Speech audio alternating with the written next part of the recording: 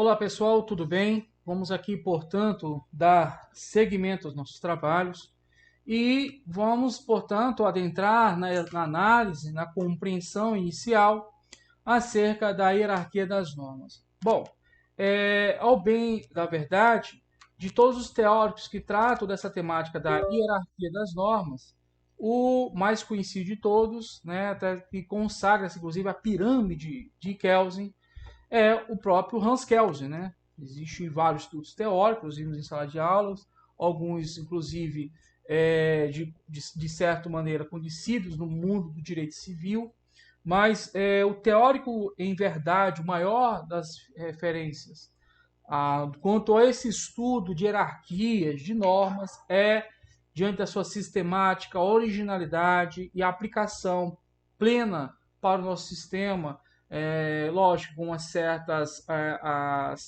correções, certas modificações, é Hans Kelsen. Bom, então, nesse contexto pontual, nós identificamos aqui, só aumentar aqui um pouco, que existe uma pirâmide, né? Existe uma pirâmide normativa, cujo ápice nós temos as normas constitucionais. Então, a primeira coisa que a gente tem que ter em mente que não é a Constituição a única que está no patamar hierárquico mais sublime dos termos que informam um conjunto normativo. Não, nós temos sim a Constituição e sabemos que o texto originário da Constituição ela decorre pontualmente de um poder constituinte originário. Bom, a pergunta que se faz, né, é se somente a Constituição e as suas emendas constitucionais, seja até mesmo as emendas de revisão, seriam normas constitucionais. A gente pode perceber aqui, além da Constituição no seu texto originário, as emendas constitucionais e as emendas de revisão, nós também temos outro conjunto normativo, certo? Que também é consagrado, identificado como normas constitucionais. Bom, vamos lá à nossa Constituição, fazer aqui uma leitura pontual, certo? Vamos fazer aqui uma leitura pontual da Constituição. E nesse sentido pontual, te chamo a atenção aqui quanto à leitura do artigo 5º, parágrafo 3º da Constituição. Bom, o artigo 5º, parágrafo 3º da Constituição, turma, ele é um dos dispositivos que foram trazidos, né, de inovação com o advento da emenda constitucional número 45 de 2004, que trata da reforma do Poder Judiciário. Essa emenda bem aí. Então, esse parágrafo 3º, ele foi incluído juntamente com o parágrafo 4º na redação da Constituição, em especial o artigo 5º, o artigo 5º da Carta Magna Brasileira. Muito bem. Então, nesse sentido, nessa referência, vamos aqui. Então, o parágrafo 3º diz o seguinte: os tratados e convenções internacionais sobre direitos humanos que forem aprovados em cada casa do Congresso Nacional, em 2 turnos por 3/5 votos dos respectivos membros, serão equivalentes às emendas constitucionais. É interessante observarmos que essa redação ela é similar à encontrada no artigo 60, parágrafo 2º da Constituição, em que trata do devido processo legal, o due process of law, no que tange à elaboração e, em seguida, a entrada em vigor das emendas constitucionais. Ou seja, como é que uma emenda constitucional começa a produzir efeitos? Ela passa pelas casas do Congresso Nacional. Então veja aqui, parágrafo 2º. A proposta será discutida e votada em cada casa do Congresso Nacional em 2 turnos, considerando-se aprovada se obtiver em ambos 3/5 votos dos seus respectivos membros. Então, fazendo aqui, pessoal, só um apanhado, uma breve referência, nós podemos entender que, da mesma forma que ocorre com as emendas constitucionais, basicamente é esse que é o procedimento que vai ser submetido às emendas constitucionais brasileiras. Ou seja, a gente tem um procedimento que leva em consideração que o nosso Congresso Nacional ele é um órgão bicameral. Repito, o Congresso Nacional é um órgão bicameral. Congresso Nacional ele é um órgão bicameral. O que é um órgão bicameral? É um órgão que possui o que? 2 estruturas de câmeras. É como se fosse 2 portas. Uma porta nós vamos e conhecemos como nome Congresso Nacional e a outra porta é o Senado Federal. Só fazer aqui um ajuste rapidamente. Muito bem. Então, o Congresso Nacional, como órgão que ele é bicameral, ele possui, portanto, duas portas, duas câmaras, dois órgãos deles incluídos. Num primeiro caso, vamos colocar aqui rapidamente, fazer aqui um pronto, agora ficou bonito. Olha só. Vou digitar aqui. Vou botar um preto mesmo aqui. Agora ficou massa. Beleza, pessoal. Só aumentar aqui um pouco, porque tem sempre uma observação. Ótimo. Muito bem. Então, vamos aqui. Nesse sentido pontual, vamos incluir a seguinte referência. Eu tenho aqui de um lado, pessoal, a Câmara dos Deputados. Vamos trazer aqui. Nós temos a Câmara dos Deputados. A Câmara dos Deputados.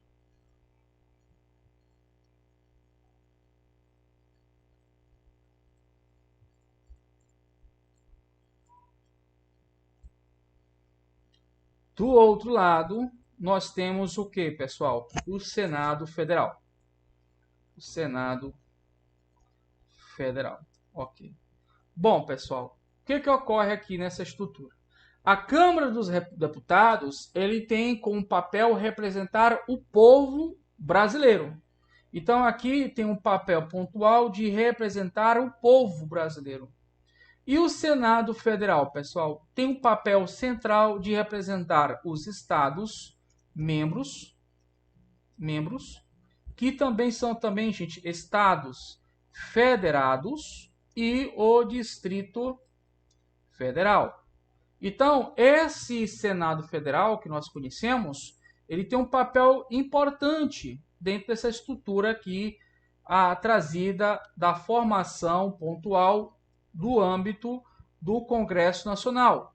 Então, o Senado Federal tem um papel crucial de representar, né, os estados membros e também o Distrito Federal, que são unidades federativas periféricas, e os Câmaras dos Deputados têm um papel crucial de representar, no âmbito federal do Congresso, o povo brasileiro, certo? Então, pessoal, no âmbito do Congresso Nacional, ao menos numa perspectiva direta e imediata, nós não temos um órgão específico de representação dos municípios. Aí nós temos em contraponto a Câmara dos Deputados, aqui trazendo a representatividade pontual do povo. Lembrando que o povo brasileiro é elemento humano do Estado. Nós vimos isso em outras aulas, que o Estado brasileiro ele é formado por quais elementos? Povo, território nacional, governo soberano e temos também a finalidade. E o que é o povo? O povo é o conjunto de nacionais em território pátrio ou estrangeiro, seja eles natos ou naturalizados, fazendo-se, portanto, referência ao artigo 12, combinado com o artigo 1º, parágrafo único e 14 da Constituição. Em contrapartida, o território nacional ele não é somente o elemento meramente físico do país, mas também abarca a ideia de extraterritorialidade. Nós vimos isso, inclusive, no Código Penal. Artigo 5º e 7º do Código Penal foi objeto de nosso estudo. Ato sequente, sem delimitações de tempo, mas direto ao ponto, sem miúdos, nós temos também o governo soberano. Então, é um governo que é independente, é um governo que tem suas instituições livres, né, de qualquer ingerência, interferência estrangeira. A ideia de soberania que ali implanta, a ideia de soberania que ali inflama, é uma ideia crucial relativo ao fato de que esse país, que é o Brasil, o seu governo, ele é completamente independente de outros países, de outros órgãos estrangeiros. Temos, portanto, estrutura de poder próprio, temos a separação dos poderes, portanto, temos uma independência. Nós temos uma autodeterminação dos povos. Podemos proclamar nossa vontade, proclamar em defesa dos nossas prerrogativas e direitos. Bom, e por fim, a finalidade, que já foi estudado, trata do bem comum do povo, o bem a todos, né? A ideia de bem comum de todos do povo. Bom, seguindo o barco, sem delongas, direto ao ponto, acho que vou aumentar mais um pouco aqui, pessoal. sei se vocês entenderam, só para ficar legal aqui, eu acho que agora ficou mais interessante, né? Acho que agora ficou legal. Bom, então aqui eu tenho a Câmara dos Deputados, Senado Federal. Ótimo. Muito bem. Então, pessoal, vamos aqui imaginar uma PEC, né? Uma proposta, não um projeto, tá? Projeto é lei, tá ok? Uma proposta de emenda constitucional. Vamos supor que ela comece essa PEC no âmbito de onde? No âmbito pontual da Câmara dos Deputados. Então, a iniciativa começa lá no artigo 60, nos seus incisos 1, 2 e 3, mas a tramitação da mesma se deu inicialmente, conforme a temática do tema, aqui na Câmara dos Deputados. Lembrando que o Senado Federal ele não tem a prerrogativa de ser um órgão de revisão, certo? Um órgão de revisão como ocorre com um projeto de lei. O projeto de lei tem o Senado Federal como órgão de revisão.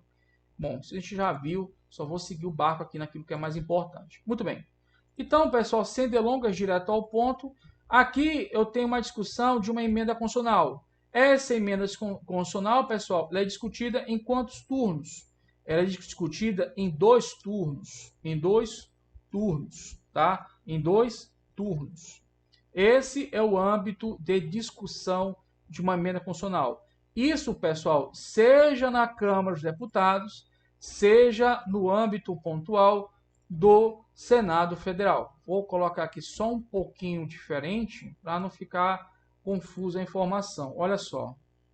Beleza? Então, essa emenda constitucional, como também ocorre com os tratados e convenções internacionais sobre direitos humanos, são discutidos em 2 turnos. Agora, qual é o quórum de aprovação? Qual é o quórum de aprovação?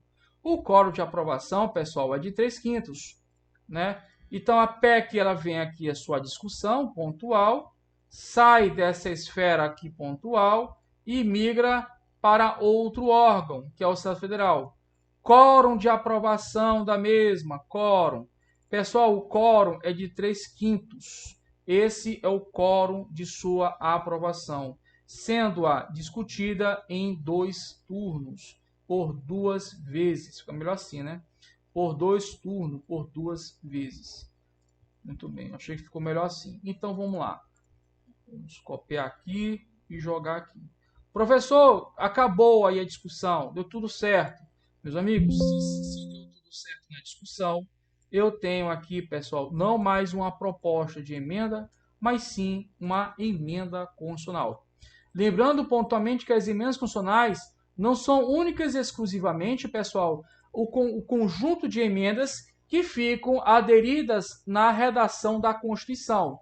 Nós temos um grupo de emendas constitucionais que estão fora da redação da Constituição e tem uma real importância na temática da matéria.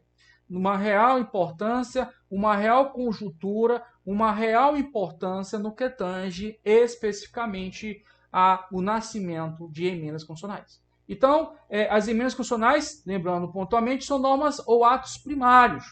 Eles nascem, decorrem pontualmente do advento de uma Constituição.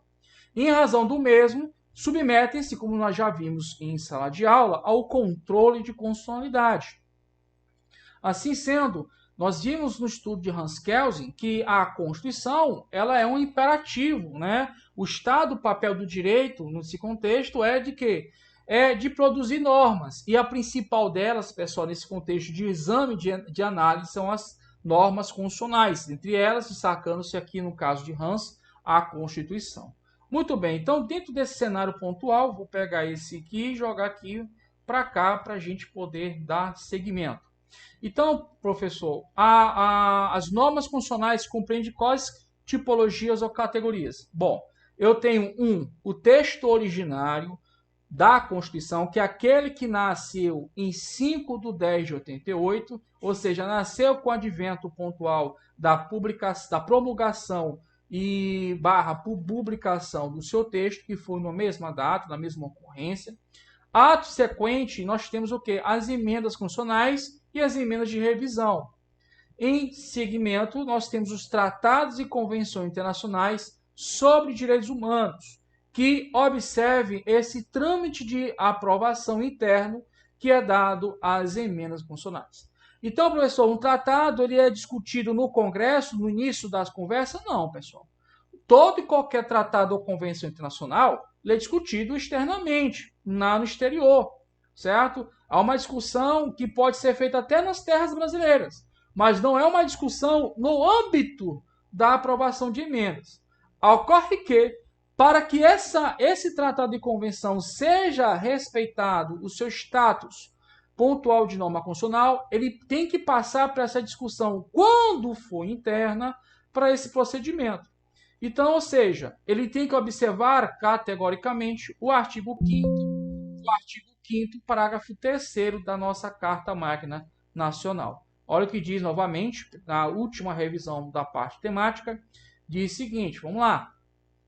Os tratados e convenções internacionais sobre direitos humanos serão aprovados, em cada caso Congresso, em 2 turnos, por 3/5 dos votos dos respectivos membros, serão equivalentes às emendas constitucionais. Por quê? Porque, pessoal, elas não são vindas de PEC. Elas não são oriundas de PEC. Elas são oriundas de uma tratativa, de um acordo internacional. Muito bem. E, professor, quais seriam esses tratados que têm esse status pontual? Bom, se você acessar o site do Planalto, vão aparecer 3 tratados internacionais. O último, pessoal, é a Convenção Interamericana contra o Racismo, a discriminação racial e formas correlatas de intolerância. Então, esse é o mais recente de todos. Então, é questão de prova, né? Atentar quanto ao tratado mais recente. Bom, temos também o Tratado de Marrakech, que visa facilitar o acesso a obras públicas às pessoas cegas ou com deficiência visual ou outras dificuldades. E temos também, pessoal, a promulgação da Convenção Interamericana sobre Direitos da Pessoa com Deficiência. Então, esses são os grupos de tratados que têm status genuinamente constitucional. Muito bem, pessoal. Feito esse exame, volta aqui comigo. Vamos agora partir às normas supralegais. Bom, as normas supralegais, pessoal, como foi colocado aqui com o nosso desenho, elas são esses tratados e convenções internacionais sobre direitos humanos, mas que não têm status constitucional. Então, nesse sentido, eu coloquei como exemplo o Pacto de São José da Costa Rica, do ano de 1969. Muito bem. Professor, quais são as 2 situações que eu posso encontrar sobre normas supralegais? Uma é todos os tratados e convenções internacionais antes do advento da Emenda Constitucional 45 de 2004, que é a emenda constitucional que trouxe essa redação ao artigo 5º, parágrafo 3º da Constituição, esses tratados, portanto, serão normas supralegais. Então, todo e qualquer tratado sobre direitos humanos e convenção também sobre direitos humanos que seja anterior a essa emenda são normas supralegais. Muito bem. E também os tratados e convenções que não observem pontualmente essa aprovação interna. Então, vamos supor que esse tratado ele é ratificado, ele passa por todo o sistema de incorporação, mas não segue o ritmo que é dado às emendas constitucionais. Segue um outro viés protocolar de tramitação diferente disso. Bom, nesse sentido pontual, se esse ritmo de protocolar de segmento é igual ao que é tratado os demais tratados internacionais, eles vão ter status de norma supralegal. Professor, mas a regra do Supremo de longas datas é que os tratados e as convenções não teriam status de norma legal? Sim, desde longas datas, né? Desde passando a década de 70 em diante. Mas a questão é que o Supremo Tribunal Federal já reconheceu que esses tratados que são anteriores, mesmo que tenham passado por essa tratativa, essa tramitação, eles vão receber status de norma supralegal, que é o que está aqui no quadro para vocês, tá bom? Bom, pessoal, eu vou deixar para o próximo bloco, inclusive uma questão muito importante a nível de prova, que é no que tange a hierarquia entre as normas legais. Daqui a pouco, no próximo bloco, a gente retoma a nossa videoaula e aí, nesse conjugado, apresento-lhes essa temática, essa discussão. Um grande abraço a todos vocês, até daqui a pouco, se Deus quiser. E não esqueçam que o sucesso é uma decisão sua e que Deus realiza sonhos. Um grande abraço e até daqui a pouco.